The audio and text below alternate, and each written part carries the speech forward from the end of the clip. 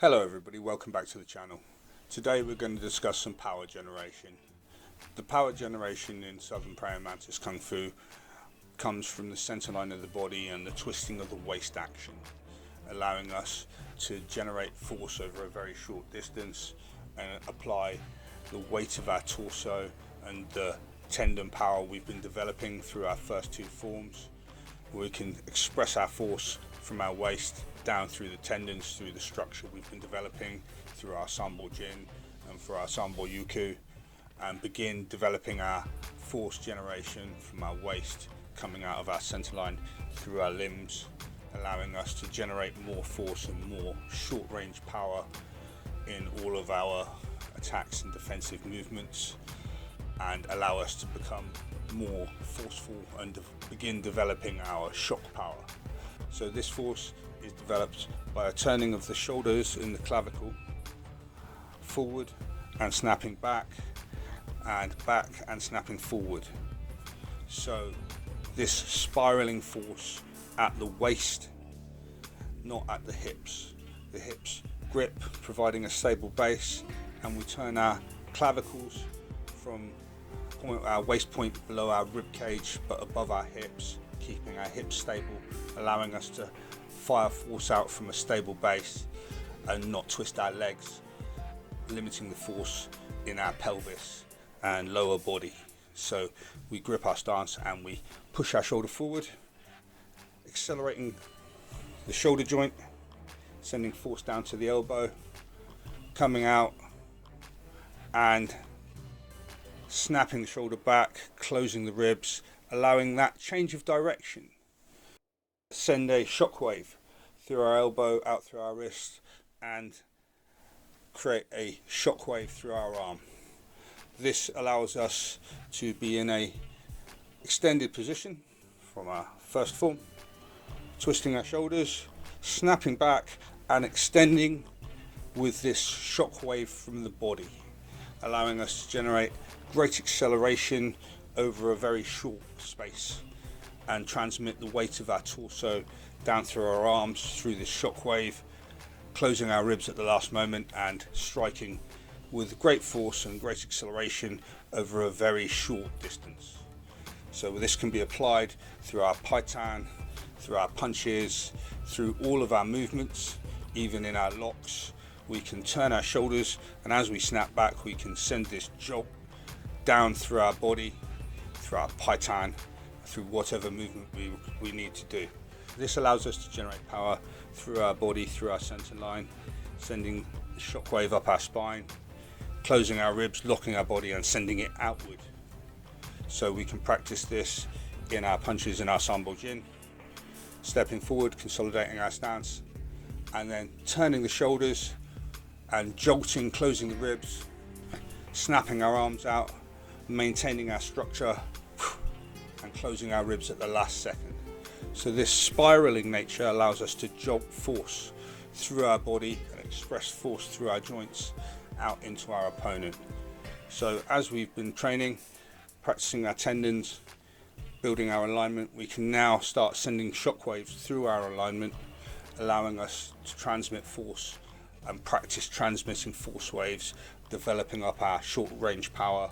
to be used in various striking movements against our opponents through palms, punches, claws, or even locks. So we begin to develop this through our first form and apply it. As we step forward and punch, we jolt our waist and close our ribs and shock our arms out, locking, and then proceed to train our tendons. Adding this element to our Sambo Jin training and our Sambo Yuku training, focusing on sending the jolt out through the body, sending it out through the joints, but not losing our structure and losing our elbow as we do it, keeping our tendon control so that we turn our shoulders and then snap back and close the ribs, maintaining our arm control. Forward and back, snapping out. Forward and back, snapping both out, allowing us to feel the shockwave come out through our spine, extending our scapula and jolting it out, practicing sending this loose power out from our floating position out from our floating position out through one arm, so that we practice this shocking action and the turning of the waist whilst maintaining the gripped stance and the stable hips. So this will move the power from our hip turn up into our waist turn and allow us to start accessing our waist power and our body power to develop this short range energy. We practice on the bag using our straight plunge, placing our hand on the bag, turning our shoulders, building momentum in our body, and then shutting back and pushing with a jolt through the bag, trying to send a jolt through our body out into the punch bag and push it away. Forward and back, forward and back, and as you go back, extend the jolt, allowing your arm to be soft, and jolt the bag away. Try not to push, jolt it. Closing the ribs at the end, forward and back and close, generating force in the arm. Then we move back a little bit and practice forward and back, jolting, strike, hitting the bag, practicing moving our shoulders forward and back fluidly, and as they come back, shutting our ribs and closing our hips up, firing the power out through the body. Practicing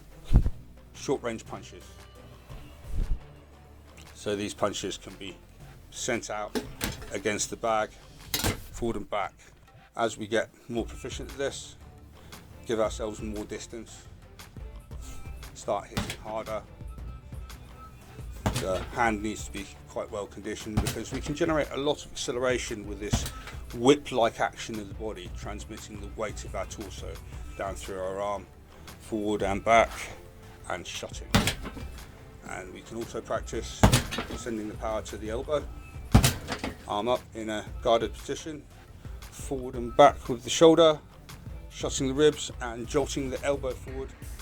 sending the forearm bone forward and back, jolting the forearm bone against the punch bag, feeling the power at the elbow, feeling how the power from the waist and the twist in the shoulders and the snap back transmits the power to the elbow, transmits the power through the elbow down to the fist, so that the power comes from inside us,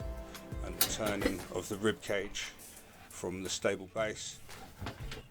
The faster we can turn forward and back, the more power we can generate at our elbow, the more power we can generate at our wrist, the more power we can generate at our fist, and even more power through the fingers or the palm. So long as we've developed our tendons and we can transmit the power and we can move our body fluidly and close, sending the power out through the scapula,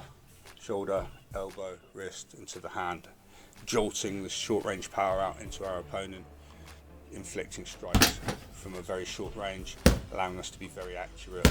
on small points in the body. So we can use this through the forearm, through the paitan, through the punch. You can also use this in applications. After you've developed some shock power, turning your waist, coming out through your first forms and practicing through these punches, learning to turn your shoulders and shut your ribs, you can then begin applying it to your pinkyuan, shutting your ribs as you turn your elbow out, turning, shutting, and then on your fourth form, your parallel bridge form, it's very easy to turn as you step, turning your hips. As you turn your hips, it leaves your shoulder behind, so you turn your shoulder, snap back, shut the ribs, and accelerate the pinkyuan forward. This lends itself very well to the spiraling of the waist with the side step and the expressing of the power through the wrists and the arms, through the elbows, turning, shutting the elbows, pulling the wrist back and sending the power out. So this begins to show you how you can turn your waist on your step, land, turning your pelvis, turning your ribs, snapping your ribs back and accelerating your elbows forward, pulling your wrists back and applying the power to your opponent. So this spiraling action works really well through pinkyuan and allows you to start gaining more proficiency in the turning and snapping of the ribs, applying this force on the bag, through your paitan, applying it more forcefully through your pinkyuan, learning to snap your ribs back, applying that feeling back through your paitan, through your punches, through your first form, not allowing this jolt to turn your elbows out or make you raise your shoulders, but turning smoothly backwards and forwards, snapping out the arms, creating a jolt, snapping out the arm through your second form, creating a jolt, snapping your elbow forward on your paikyuu, turning your shoulders, creating a jolt, and then as you step sideways, turning on your pinkyuan, turning your shoulders and snapping back, creating a jolt. And you can start applying these spiraling through all your forms, learning to practice and then lock. In the case of first form, you would turn your shoulders, jolt your punches out, then lock, turning your wrists up, turning your elbows in, and work your tendons. And work all your tendons, then step forward, working your feet, concentrating on your stance. 1, 2. Then snap your waist, jolting your punch out, turning your elbows, and working this action into your forms and applying the power in a controlled way so that you learn to snap your waist and jolt when necessary, and learning to apply it with control and force through your forms, and applying this to your kung fu, making your kung fu have more short force and more power at short range. In applications with opening hands, palming against our opponent's ribs, jolting our forearm forward, bridging on an incoming punch, and then palming against the head, feeling how it feels to jolt on each of these movements, using our waist power and turning our waist fluidly backwards and forwards. We can practice 1, 2, 3, 4 and practice these movements as if we have an opponent against us striking at our ribs, so we use our shock power against their incoming strikes and on our strikes to destabilize and damage our opponent and make them feel our power in our bridges, our deflections, and obviously in our strikes against the sensitive parts of their body. We can start developing more power in our waist action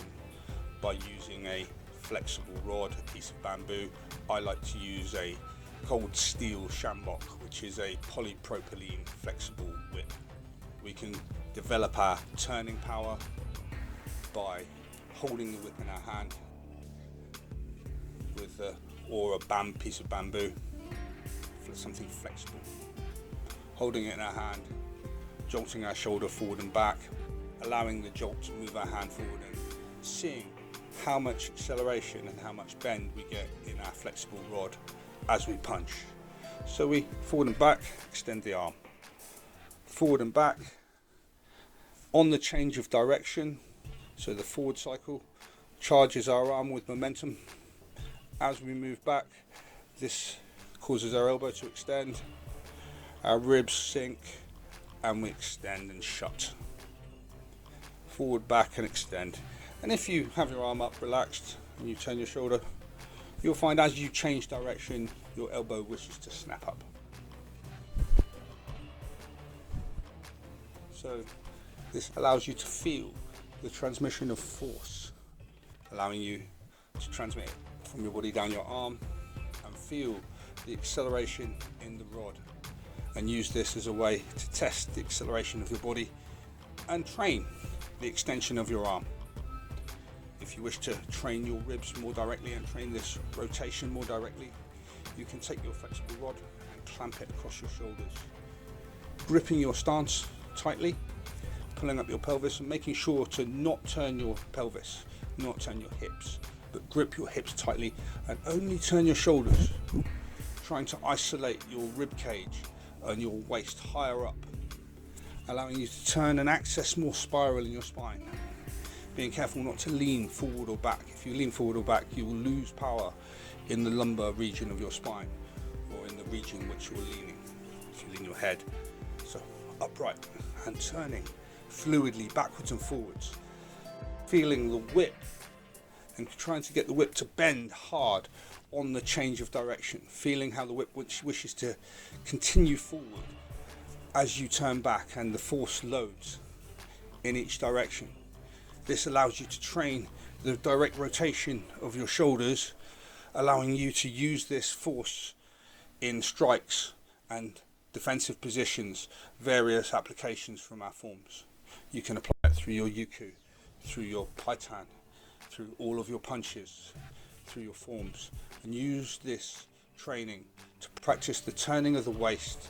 and the shutting of the ribs and the expressing of the power of the waist through the joints, through the rounding of the back, through the shoulders, elbows and out, through your punches, palms, various techniques with your hands, allowing this spiraling energy to start to come out into your kung fu, to allow you to be more waist driven through all your movements, so that when you turn your ribs but maintain your pelvis and snap the energy out into various movements that allow you to engage with your opponent and make your forms more lively while still maintaining your structure and still maintaining your tendon alignment. But now you can practice some force generation and start expressing the shockwave through the body.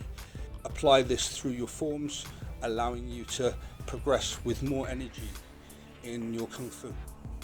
and practice more force generation and a more lively waist through all of your forms. So,